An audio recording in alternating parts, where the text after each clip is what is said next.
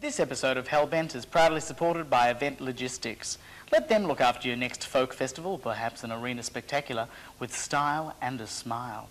And Home Comforts Australia, Pran Central's funkiest homeware store. They'll make your dreary house a groovy home.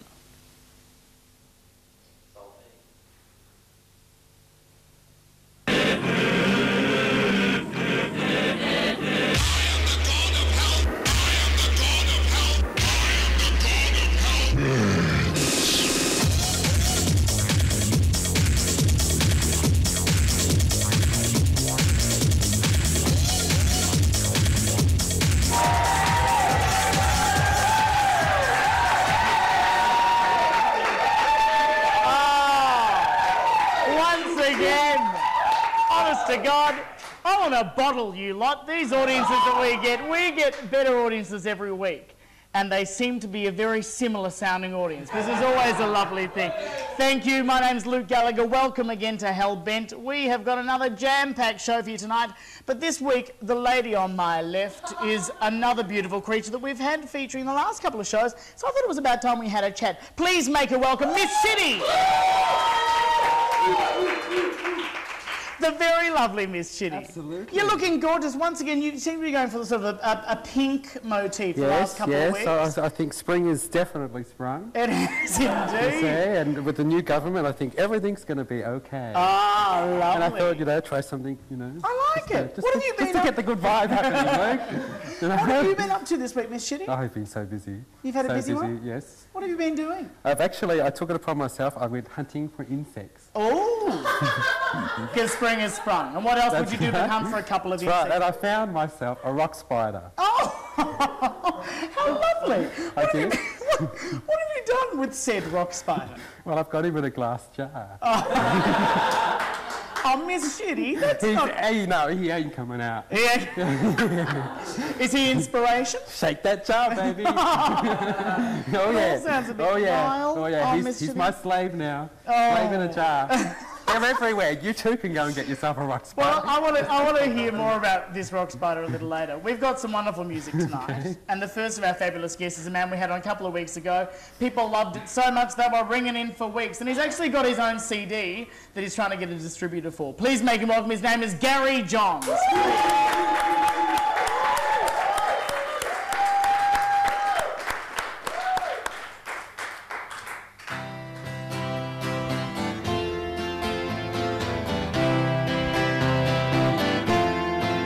I got you in my mind, I can't get you out. I just keep thinking I'm losing you over your one true love. You tell me true, but I know your thoughts, so I'm counting on you not to. Don't tear me apart like a book down the center. Tell me it's love when it's nothing but lies. Don't tear me apart.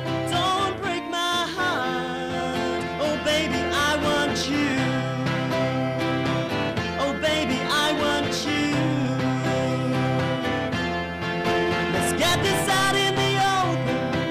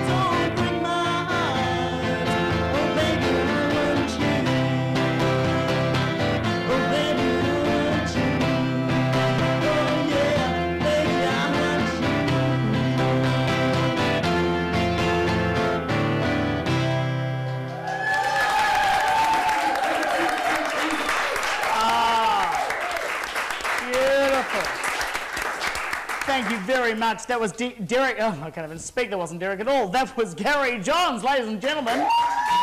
Fabulous. Now, Gary's actually got his own CD out that we're going to be having a look at later on when he performs another number for us. But I would now like you to make welcome a wonderful gentleman. His name is Derek Singleterry, and he is probably best known to most of you as one of the co-owners of the Outlook Cafe in Commercial Road. Please make him welcome, Derek. We've got a bit of a basketball crowd in tonight, Derek. They're sort of making lots of those hoo-hoo sort of noises, which I often find a little bit intimidating, but hopefully you won't. Derek, of course, we do not recognise your smiley face, yours and your partner Warren's face, from the Outlook Cafe in Commercial Road.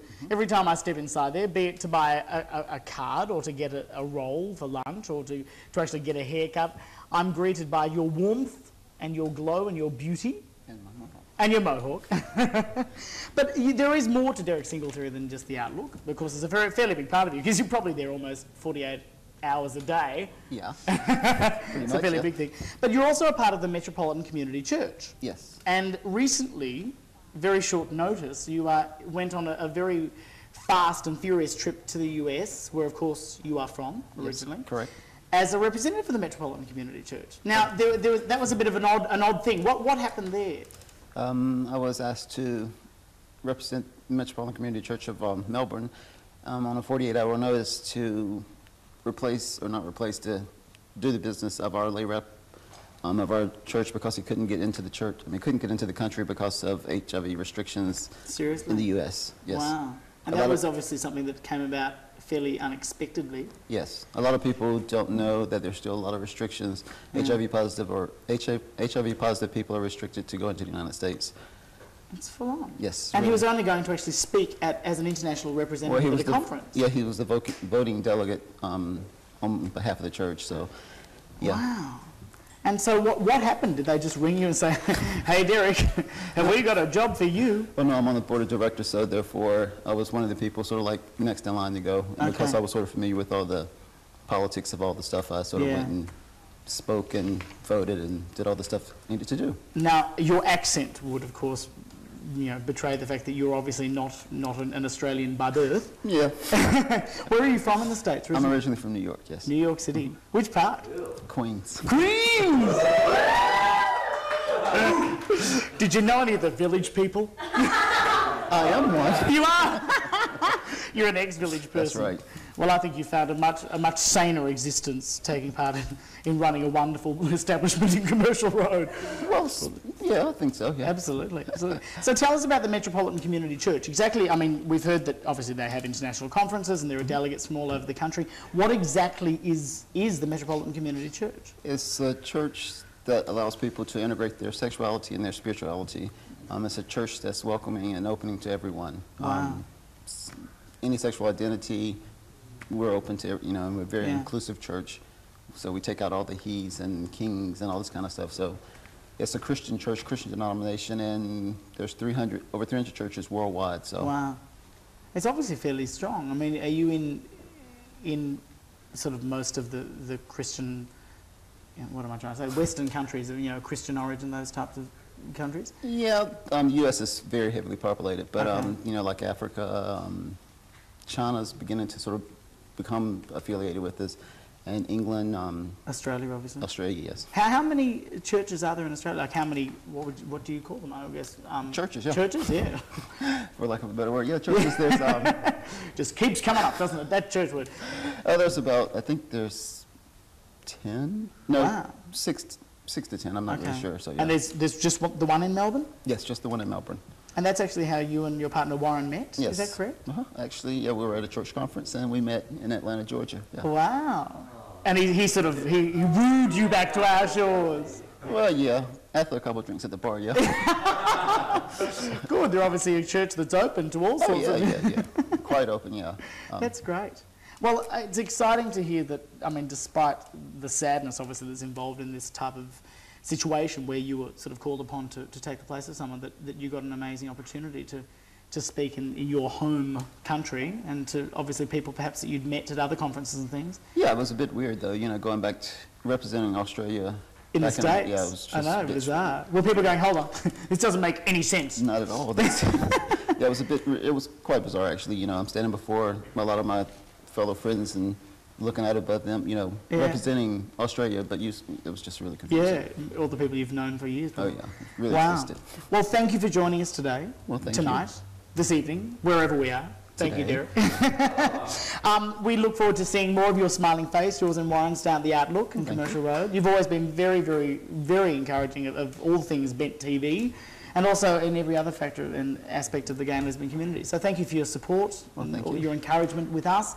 We look forward to seeing more of you. Thanks for joining us this evening. Talk to you soon. We're now going to hear another wonderful song from a man that we've had on, not for a while, he was on a couple of seasons back. His name is Peter Dutton, and he's accompanied by Maddie Frank, who we saw last week. Please make him welcome, Peter Dutton.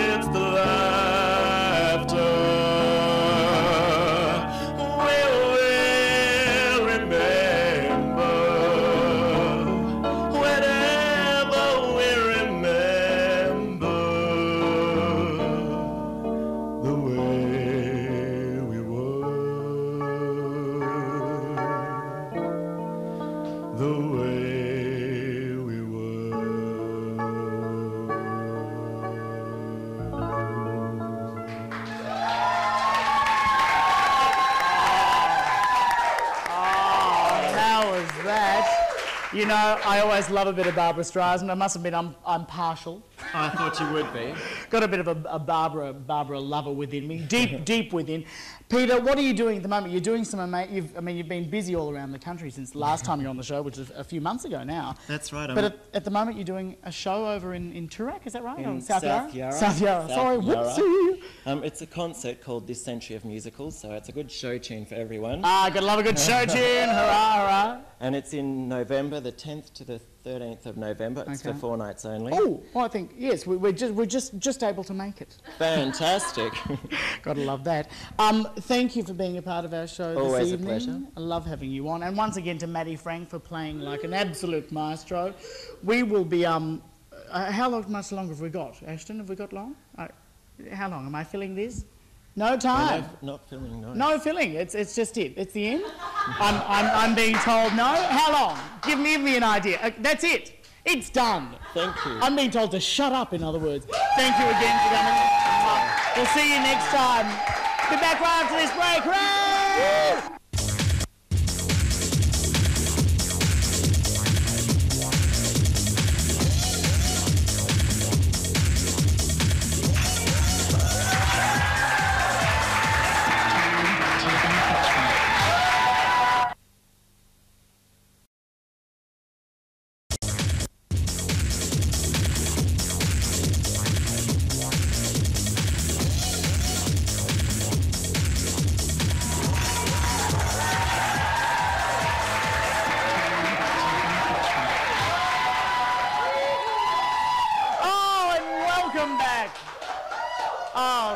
God.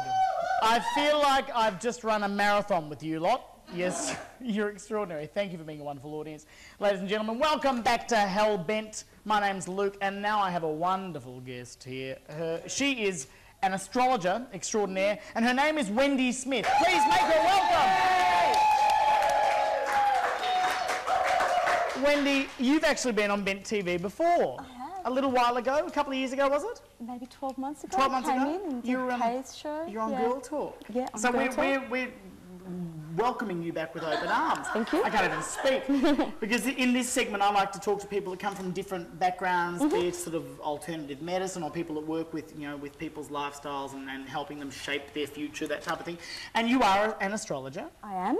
And I just wanted to talk to you tonight about sort of pop astrology versus the real thing. Okay. I would say the real McKoy, but we've got Bunnie McKoy. Oh, yeah. We don't want to confuse the issue here. Yeah. So what exactly is astrology, and what's the difference between the real astrology and what we read in, say, the star column and the Herald Sun? Yeah. Well, the star columns are always based on your sun sign, which is, you know, the day or the month that you're born, so that the sun is in Aquarius or the sun is in Scorpio. Right. And so people who write magazine columns need to appeal to everyone who has their sun in that sign. Right. So the way you draw a chart for a month or a week is determined by where the sun is or something. Right. Whereas for your natal chart or your birth chart, it's for time, date and place of birth, which is individual to everyone. And certainly not a lot more accurate.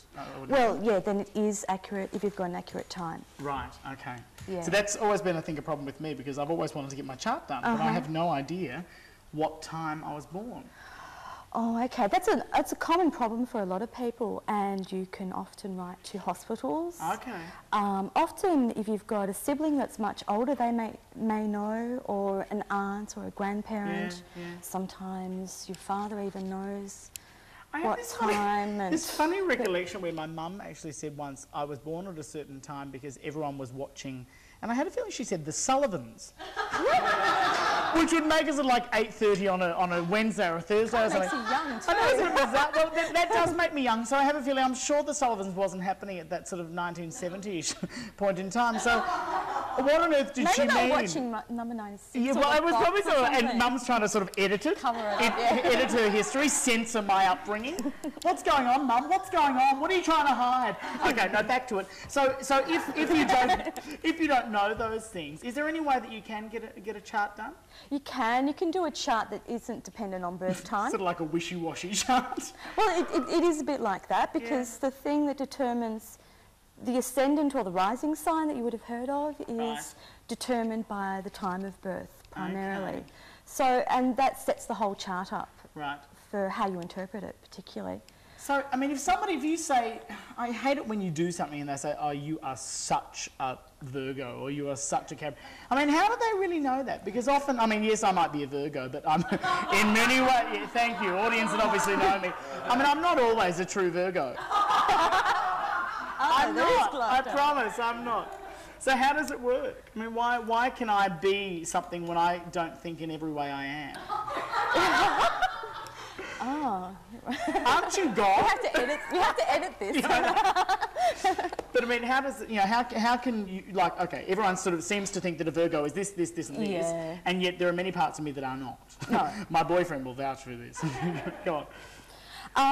So the sun in your chart is in Virgo, the moon will be somewhere else, the ascendant will be somewhere else, and then how all the planets connect make a big difference. So sometimes the sun sign's not really apparent in someone or just forms a particularly uptight nature or particular propensity to something. Wow. So there are so many elements. I mean, what we're learning is that you just can't read a column in a newspaper and say, oh, that's me. Because, I mean, it's really vague, isn't it? It's very general. It is. Sometimes you can read where your moon sign is or the ascendant, and that's more accurate than the sun sign. So. Okay. Yeah. It's been lovely talking to you and having you on the show. Thank you for coming and joining us here at Hellbent versus Girl Talk. We hope that you might come back and see us again sometime. Yes. It'd be lovely. So I'm going to run over now I'm going to run over and chat with Miss Bunnie McKoy, who's going to give us more of her fabulous beauty tips. Let's go, Bunnie! Oh, you barely noticed that I had to sort of make that split shift Bit of a scamper, I thought. I can barely speak. It's too late on a Monday night, you know. I think that we need to bring this forward to an earlier time slot because, thank you, because I'm exhausted. Yeah, and my hair starts to wilt at this hour. But you're looking very gorgeous as usual. Thank you. What have you got this week for us, Well, Bunnie? I'm doing something very special. We're thinking hands, we're thinking feet. Okay. And hands are one of the first parts of your body, other than your floppy bits, your wobbly bits, to actually show signs of ageing. So best to take care of them. So what we're going to do is mix up a fabulous cream that you can apply. You can slather it all over your body. It's a bit luxurious. Okay. So let's get started. Absolutely. Now, you know I love my yoghurt. Oh, I've seen you and your yoghurt. Yes. So I'll get you to pour some of that in. Oh, wait, what are we? Oh, sweet mandarin. You're a bit of a. You love your mandarin yogurt, don't you, Bunnie? I do. Okay. How much? Is that enough? Yep, heaps. Okay, gorgeous. And because we are going to go for a little bit of an Asian flavour in this today. Lovely. So then we just do a bit of an egg. Oh, she did that with class. I like that. Do that. Oh, what was that? Oh, just, You just. Sorry. I don't know what came over. Is that me roughage? Is that sort of gets the Well, insides it will be working? a bit later. I don't know why I did that. I've gone all funny. Nice, I like it. Okay. Can I stir that for you? Yeah, so we stir that up. Okay, so we're stirring the egg and the yogurt. Now, what sort of qualities does the egg bring to the yogurt, Bunnie? It binds it all together. Right. Yeah. It does. It's the binding. Okay. Are there any HAA? AHA. Oh, I can't even speak. There are, but they're not in the egg. Now, this is something that's a bit luxurious. Right. Bit of a prawn. What do you do with the prawn? Right, well, we break that off. Oh, yuck! Oh, that's vile. Now, the thing about the prawn is it's actually, we're talking your omega-3 acids. So okay. You don't have to use prawns. No? Any part of your fish family is fine. I find tuna's very good for you every day, but I just think prawns for that special occasion. So we shallow. What about sardines, if all you've got in the closet is the sardine? You're obviously not a professional beauty therapist. Right, okay, so we're going to do a little bit of a chop here. We chop that up. Oh, you've done this before, haven't you? I have. Never come on a raw prawn. No, don't come to raw prawn. Okay, here we go. So we pop that in. Oh, that's fantastic. And because it's for telly, what I do here as well, the eyes. Very rich in lots of things. It's all right, you're not going to eat it, for God's sake. Goodness me. Now, the secret ingredient and the Asian bit in this is a bit of Chinese 5-spice. I love it. I think you should too. Now, for those, I actually think that's a beautiful consistency, smell, flavour, the whole bit. But some of you, if you are a little squeamish, if you're not a fish person, again, you merely must impulse. Right? I showed you this little trick last week, and I just think it's fabulous. So here we go. Gorgeous. Put that up.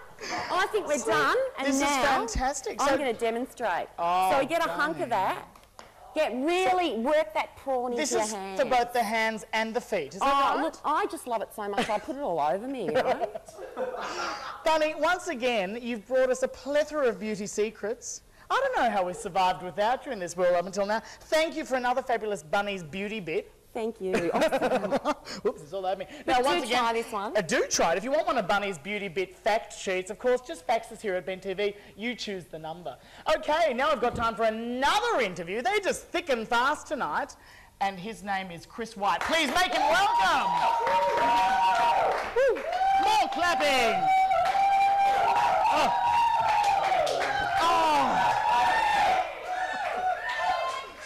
Oh, hush now. This is just berserk. I go from one to the other to the other to the other. He's so fit. Please stop that. Ladies and gentlemen, Mr. Chris White has joined me this evening for a dual purpose this weekend, isn't it? Because it's 1 week before the close of a wonderful show that you're currently doing. Two plays. It's a double bill. What are they called? Judy Garland Slept Here and Full Frontal Male Nudity. Oh. And it is. And it is? Yes. Do we see any of your frontal male nudity? Well, look, Need I ask? everybody has seen mine. I mean, I'm notorious, but there are several young men who... Thank you. Thank you from the wings. Yes, a somewhat knowing laugh, I might add. Just a touch, yes. Go on, Mr. White. In fact, I don't think there's been a play in the last 10 years. I haven't taken my clothes off. But, you seem to be sort of a niche market there. Oh, we need somebody to do nudity. Chris White. Yeah, I'm sorry to say it is. But yes, there are several other young men, including Adam Young, who is built, is the only best word you can use. You say built. And he takes his clothes off as well. In fact, we all do, including Ruth, who is a girl who takes her clothes off. It sounds a bit like hair. Well, it sort of gets that way towards the end. Do you sort of get under a parachute and do lots of, sort of things with tie-dye? No, you see everything. Oh, wow. Yeah, there's no hidden bits. There's no disclosure here. Not at all. So tell us about the plays. What are they about? Well, Judy Garland Slept Here is a black comedy about a small town in the southern states of America, and a Judy Garland creature has appeared and starts kissing all the men, and as she kisses them, they all turn gay. How bizarre. And it takes the place of a series of interviews by an offstage voice, myself, Adler, interviewing all these people as to how and why this has come about. And how bizarre. Through the course of it, you discover what's happened, and these people change their attitudes towards homosexuality, of course. And there's a whole lot of stuff in it about image of gay people and how straight people see them, and, you know, people who accept, people who don't accept their own sexuality, all that sort of stuff. Wow. Who are they written by? Mike Dunn, he's an American writer. Yeah. These were done very successfully off-Broadway, and when I say off-Broadway, I mean one street off Broadway. They really were. And that's where our director, William Price, saw them. Wow. And that's how they came over here. How amazing. They sound incredible. So you've already had like a 2 or 3 week season, and they've been going well, It's a 3-week season, and we finished. Okay, you finished this week. Sorry, my apologies. And you had a wonderful fundraiser. When was that? The VAC. That was last week, week before, Sunday, 2 weeks ago. The 31st. 31st. Yeah, and that went extremely well. Fabulously. Huge night. Lots of champagne supper. You've got to love that. Yeah, and we had extra entertainment too. So. Indeed. Well, I believe you had some singers there from Allergies. Singers and a puppeteer. And God, you've had the lot. Oh, it was fun. It's going off down there at Chapel Off Chapel. It certainly is. And you've enjoyed the process with the play. You've had a good time. It's been great. You've enjoyed stripping once again. Oh yes. Well, that one's very funny. That's that's the big comedy. It's the sort of the dessert of the two plays. Well, I'm excited that I finally got you on the show. We've been trying for weeks. In fact, you were meant to get on last week and you were busy. So thank you for finally getting along here on a Monday night. Your one night off, isn't it? It's my one night off, yes. I'm sorry to completely destroy your night off, That's Mr. White. right. But Chris White, thank you again for joining us. It's been a pleasure. It's always a pleasure to have you anywhere near me. Oh, thank you, Luke. I'll stop now already. The feelings are mutual. Damn it, please. Thank you again. We look forward to seeing the show, so get along down to Chapel Off Chapel. You've got 1 week to go. Go and see Judy Garland Slept Here. And Full Frontal Male Nudity. And I wonder which niche market that one's going out to. We'll be back right after this break.